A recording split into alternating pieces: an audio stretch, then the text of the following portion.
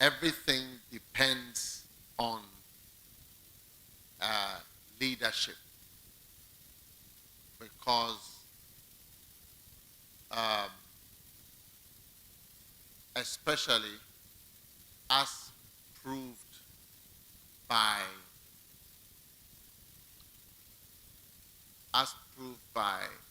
the evidence that there is of what is missing. If you look at the conditions that we have in many African countries, you cannot come to the conclusion, you'll be immediately tempted to think that there is poverty somewhere. Or you may be tempted to think that there is something wrong somewhere, especially the lack of money. But when you look after some time, you cannot but come to the conclusion that it's the absence of leadership that is causing the absence of development and prosperity. Leadership is the ability to take people somewhere. And when you don't have the ability to take people somewhere, you are not a real leader. You see. Now, what are the signs of people who are not leaders? Number one, they are full of excuses for why things are the way they are. Isn't it? So there's always more reasons why things are not working, especially money is the reason why things are not working. So it's a sign that a person is not a good leader. Ghana hasn't had many good leaders. And one of the signs is immediately when people are given the opportunity to lead, they explain that the last people that were there have stolen all the money, so they haven't got money, and so on. When our colonial masters left in Ghana, we used to explain always that the reason for our problems are the white man who has come to spoil the country. But if we look back, we realize that when the white man left, 1 cedi was equal to 1 pound. That cedi that was 1 pound, it is now 100,000, I'm sure. You get it? Because we've changed the currency. So we are always giving excuses as to why things cannot be done. So also, you will see that people will say, there is a reason why, oh, if we had this. Hello? Hello? Hello? Hello. Power. Yeah. They will be given reasons why we can't do this, we can't do that, and so on.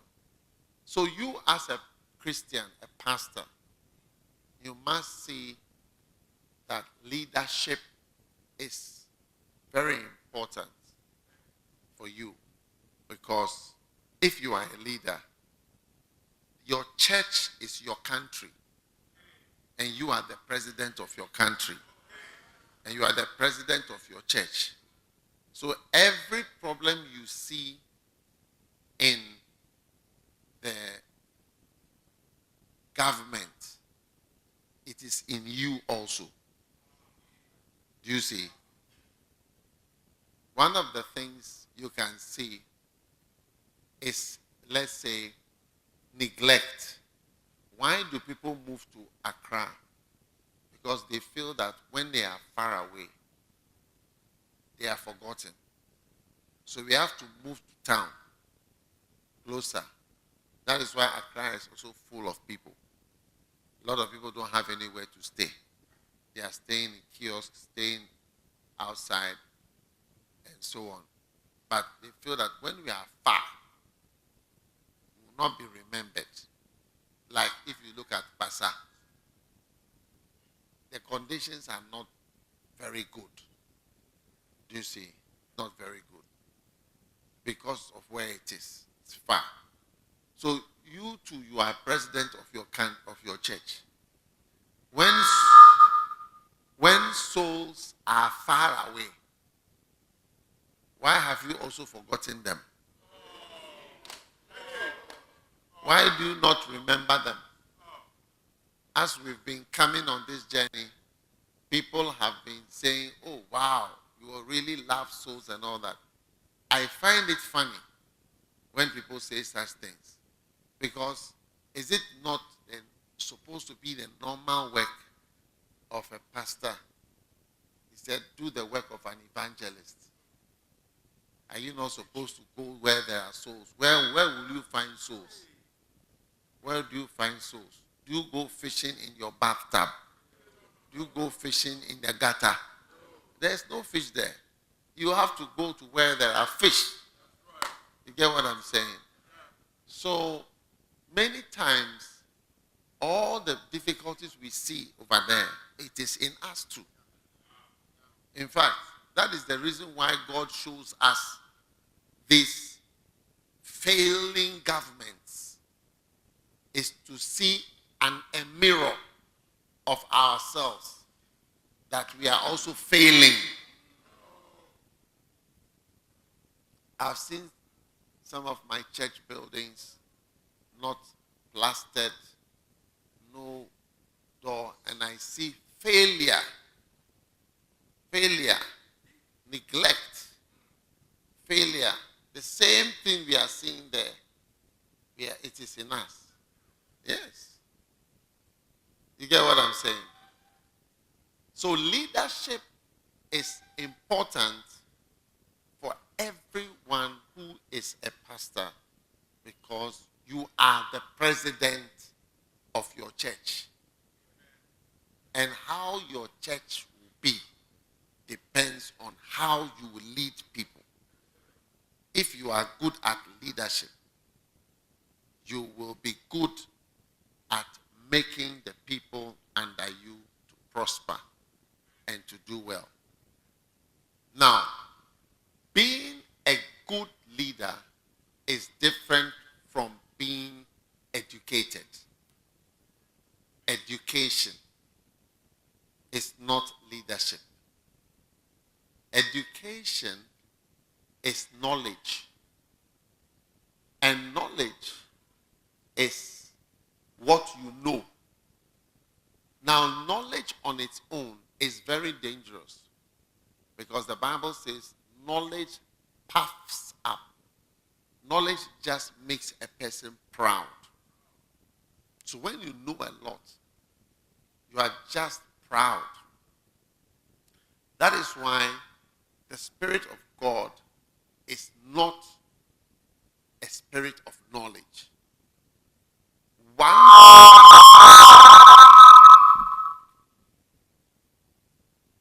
One part of the Spirit of God is knowledge. Now, when knowledge is alone, it is very and can be very dangerous, because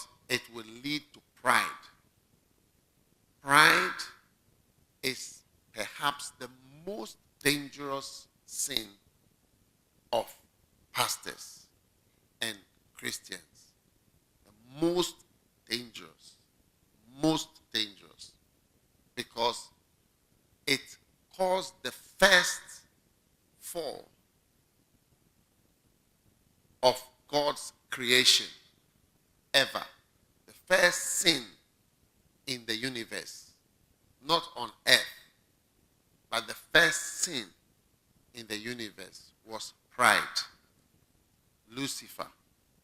The name means the shining one. You see. And so Lucifer had a lot to be proud about. He had good reasons to be proud because he was a shining one. And he knew probably a lot.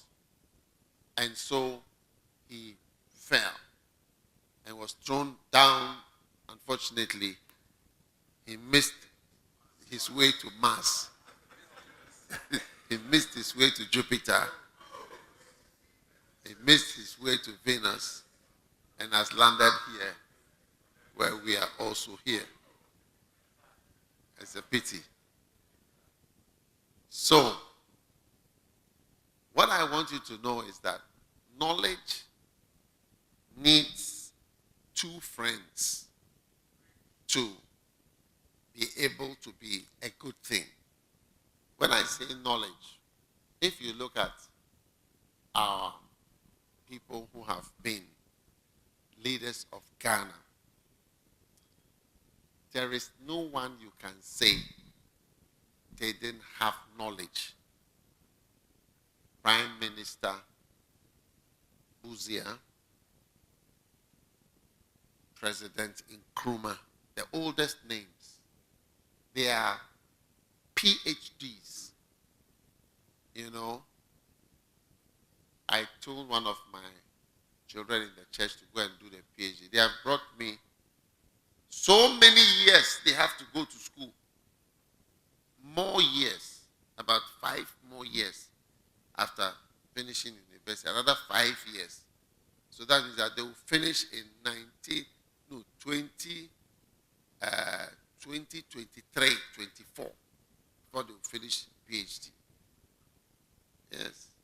We have had presidents who are doctors.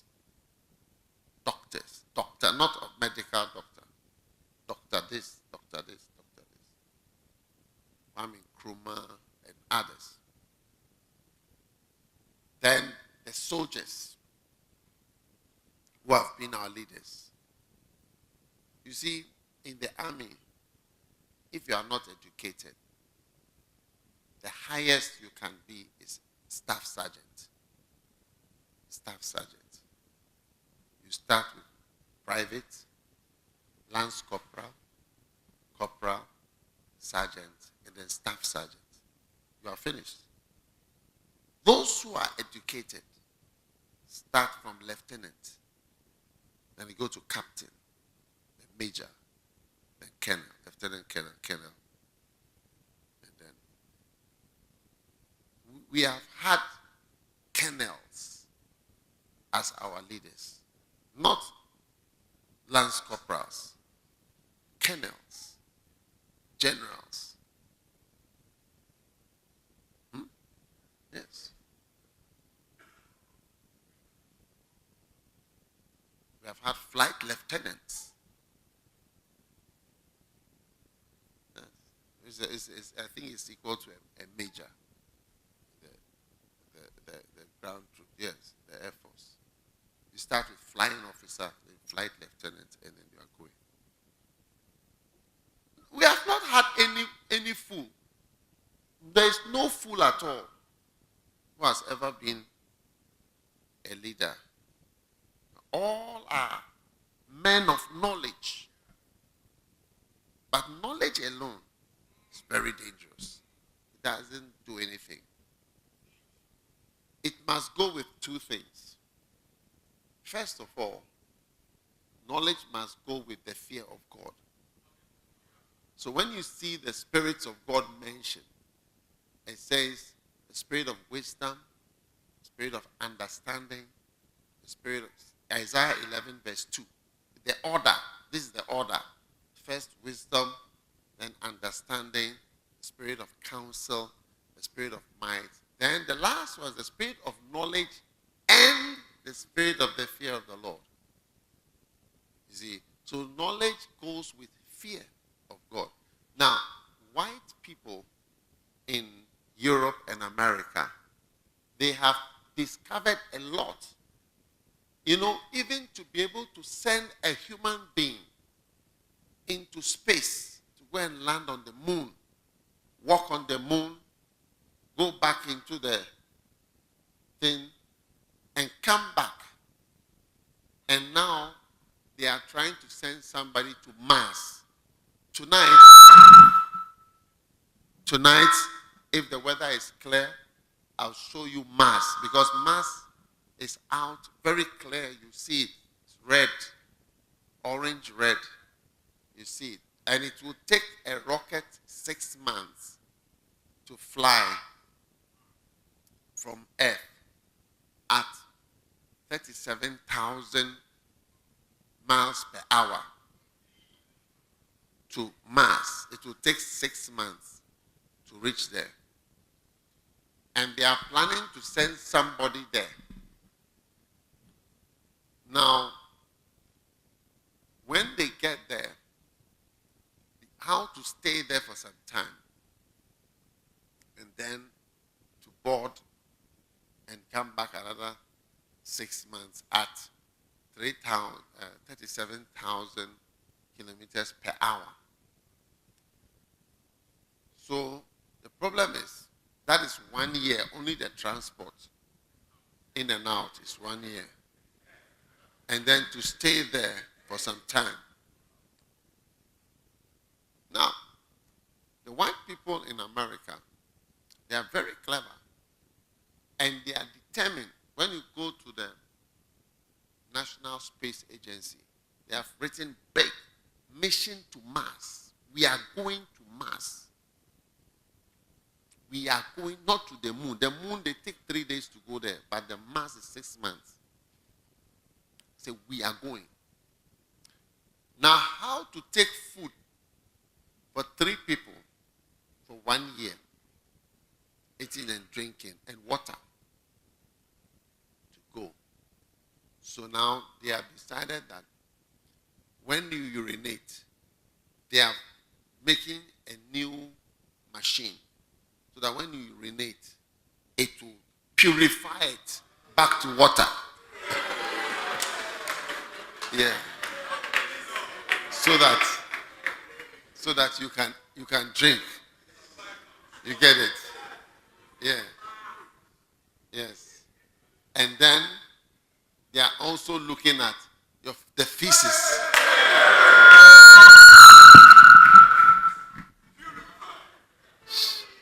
The feces, when it comes out, how to turn it into biscuits.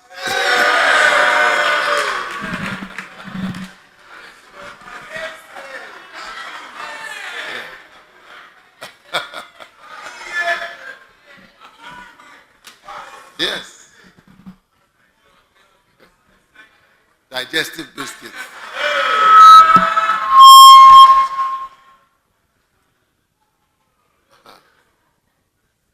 Yes, because the problem is, as for going to send a rocket, they sent a rocket to Mars even about 1 month ago, 2 months ago. There's one that's on the way to Mars. But they say that they are taking a human being there to go and come. So you need a lot of 3 liters a day water, 3 liters every day, plus food, plus this, plus that, for let's say 4 people to go and come. It's not a small thing. So they are learning it. So that's knowledge, but they don't have the fear of God. Those people who are doing this, they say there is no God. So when you have knowledge and you don't fear God, you are becoming a fool. You become a fool.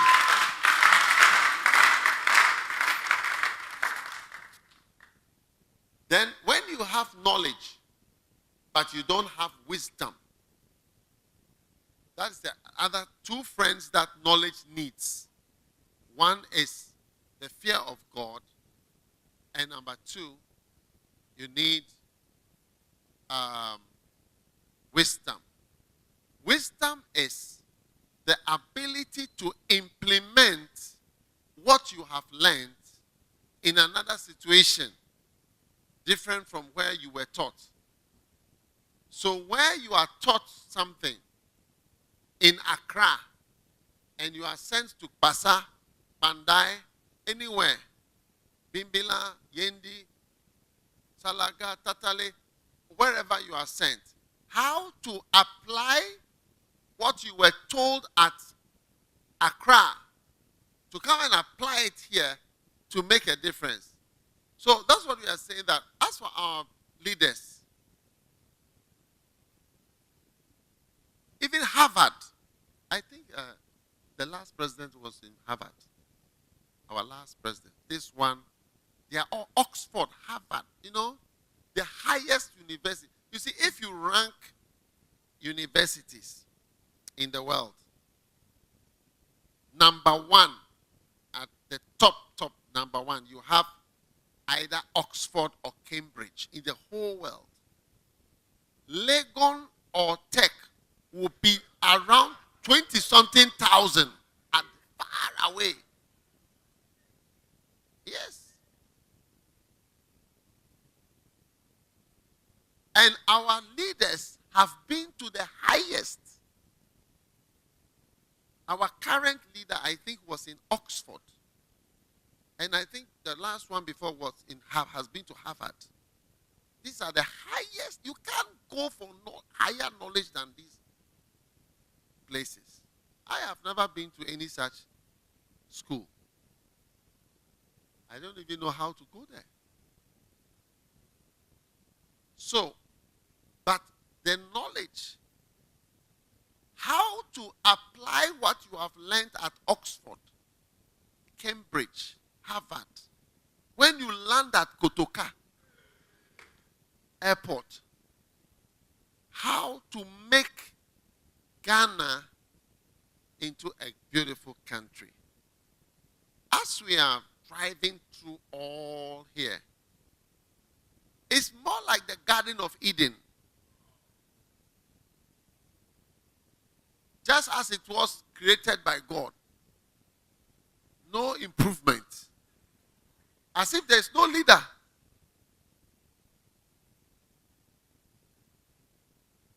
It's amazing. So, brothers and sisters, you are the president of your church. Look outside. This is a road. These are roads. Because you need a road to come to a church. This is a road. You too, where is your church that you've built? Just as the government is waiting for loan from China, from Germany, you are also sitting waiting for money to come from somewhere to build your church. Same. And we are all sitting down waiting for a white man to feel sorry for us, or somebody at Accra to feel sorry and say, oh, your situation is very mobile. Take something small. You see, but that is not a leader. A leader must rise and lead the people at where he is forward into a good situation. Hallelujah. Amen. So, leadership, everything depends on the leaders. So whenever God wants to punish people, if he wants to punish them or curse them, he would take away leaders from the country. Are you with me? In Isaiah chapter 3, it says, behold, the Lord of hosts doth take away from Jerusalem and from Judea the provision or the stay and the staff, the whole stay of bread, the whole stay of water, the mighty man. So God says, I'm taking away the mighty man, which is a type of leader. The man of war, another type of leader. A judge, another type of leader in terms of justice. The prophet, another type of leader in the church. The prudent, that is a man who sees ahead. The ancient, elderly people, they are all leaders of their type. The captain of 50 is a leader of 50 people. The honorable man, I'm taking him away. The counselor, the cunning artificer, the eloquent orator. I'm taking all these people away, and I will give children to be their princes. And babies shall rule over them. And the people shall be oppressed. So you see that the punishment for the people is to remove the leaders so that people who cannot understand anything at all will be in charge. And all those people, the people under them will be oppressed. You get it? And then what is going to happen? And the child shall behave himself proudly against the ancient. What is that? When a child behaves against the ancient. That is when you have coup d'etats. Coup d'etats. Because how can somebody rise up from the barracks? You haven't even been much to school. You are a lance corporal, sergeant, whatever. You rise up against the honorable. And you say, you and you and you, come to firing squad. The child will behave himself proudly.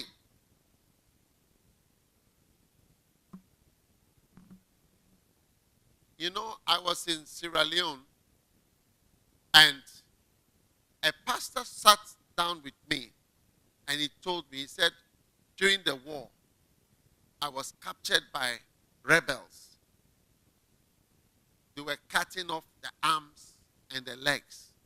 He told me, he said, I saw a family would be in a house. They would surround and burn the house with everybody in it. Yeah. And he described, when he described what they did to them, he said he doesn't know how he's even alive. Yes, God spared his life throughout. And he said that. He told me the reason. He said that one day the president, you see, he says, I will give you children. People don't understand anything to be in charge. And when that happens, the child will rise up. People will rebel. He said that one day the president announced that every cow eats the grass at where he's tied. So every cow should eat the grass at where he's tied. You get what I'm saying? You know, there are a lot of funny sayings people have. So what it means that if you are the minister of defense, eat the grass around the ministry of defense. If you are minister of road and highway, you eat from there. And if you are the head of whatever, Kpassa, you eat at that place. So everybody did whatever they want to do till soldiers and everybody rose up and then they had the war. Yes. So that is how come rebellions and fightings start all the time. It says that when you have people who don't understand, how can you tell people that you are the minister of, so chop the money at that place. You are this, so chop the money at your side. You are a minister of economics, so chop at your economic side. What is going to happen? And the child shall behave himself proudly against the ancient. Huh? That is what happens. That's where you get rebellion and wars. That's where wars come. When it goes up to a point, then you have someone who says, Charlie, we don't go sit down again. We don't go sit down again. Make the cheaters. At first, it starts by people who say we will not vote again. Because whether we vote for this or this, there is no change at all. That is the first stage. Before there's somebody rise up and say, hey, chobwe, or then they cut off a place and say, from here to here, we are on our own. Don't come here. So you go to certain countries and you see that there are places you can't go there. There's no rule of law. Even in Ghana, there are places like that. Yes, you can't go there. If you go there, it's dangerous.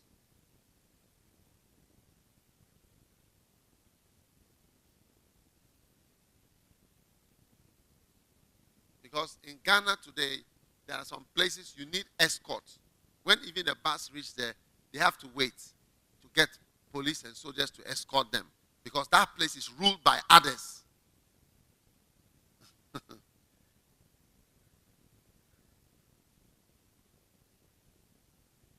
All right, it says, and when a man shall take hold of his brother, that's what's going to happen, saying, thou hast clothing, be thou our ruler, and let this ruin be under thy hand. And that day he shall swear, saying, you see, this is God's punishment. He will say, I am not a healer, for in my house is neither bread nor clothing. Nobody has clothes. Nobody has bread. When you have such people as your leaders, the resultant picture is poverty. People don't have clothing. People don't have food. People don't have basics. Make me not a ruler. And then he says, as for my people, children are their oppressors, and women rule over them. So, brothers and sisters, the taking away of a leader is the introduction of rebellion, is the introduction of poverty all around. So when you don't have good leadership, you can't have even branches, because the branch of your church will rebel and say, we are not under you again. Because what church is it that only one person is chopping?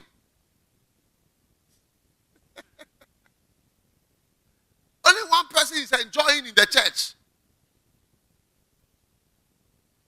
We also want to enjoy. What type of church that only one person is important?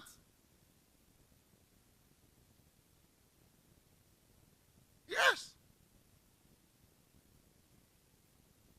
So in our church, more people have to be important. Because you can see that there is money in Ghana. Even now, we are very rich as a nation. But you can imagine how rich we have been over the years. They've cut down all the trees, sacked all the guinea fowls, and taking all the gold. You know how much gold is in Ghana? Ghana is the Gold Coast. Ghana is the Gold Coast. Ghana is covered from the sea to the north. It's covered in gold and oil. Take it from me as a prophet, I'm telling you.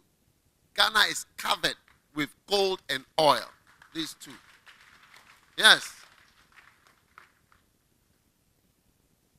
Yeah. The lake, there's oil in it. This water lake, there's oil under. Yeah.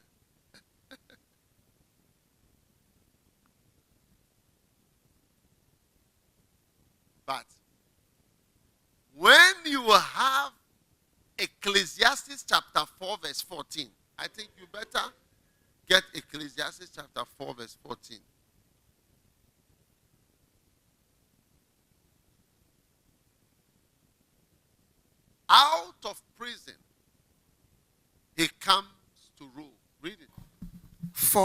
out of prison he cometh to reign, whereas also he that is born in his kingdom becometh poor. He that is born in his kingdom, the one who came out of prison to reign, he that is born in his kingdom becometh poor. So it is the one who is reigning who is causing people to be poor. Not that the kingdom is poor, but the one who is reigning is causing the people to be poor.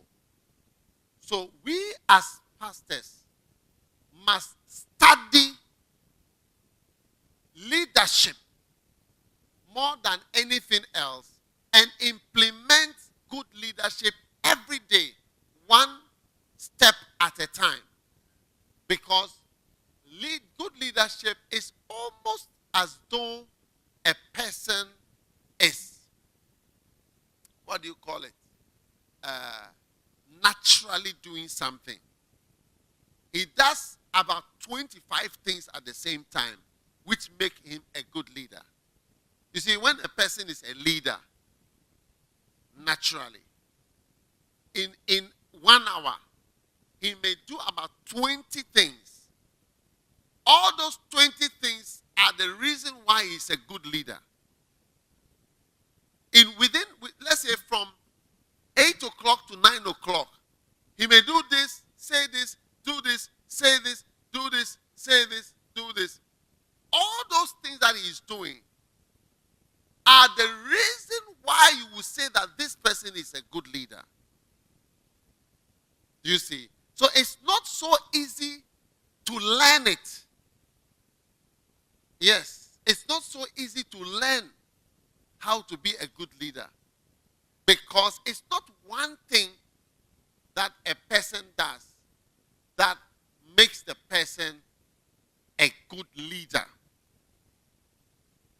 It's many things. So that is why, if you look at this book, The Art of Leadership, the title even explains something about leadership, that it's an art. You see, it's an art. And when you go into the chapters, each chapter is one small little section, which you can read in 5 minutes or 2 minutes. And there are over 100 chapters, little chapters. You see, and the reason is that when a person is a good leader, it is not easy to say what he's doing that makes him a good leader. Do you get what I'm saying? Yes. If we had some good presidents in the past, let's take two. Let's take President Rawlings and let's say President Kufuor. If they were good leaders, you see, it's not easy to know what they did that is making them to be described as good leaders. But maybe about 20 things they may do, even within just, you can be with a good leader for 5 minutes and he will do 6 things. In the 5 minutes, he will do 6 things which make him a good leader. Which you don't do, which does not make you a good leader. I hope you are getting what I'm saying. Yes. That is why you sometimes learn things by being with somebody who is a good leader. Yes. You just being with the person for some time. You just see things that the person is doing or is not doing. And you will learn that that is a good leader. Are you with me? Or sometimes a bad leader by what they do.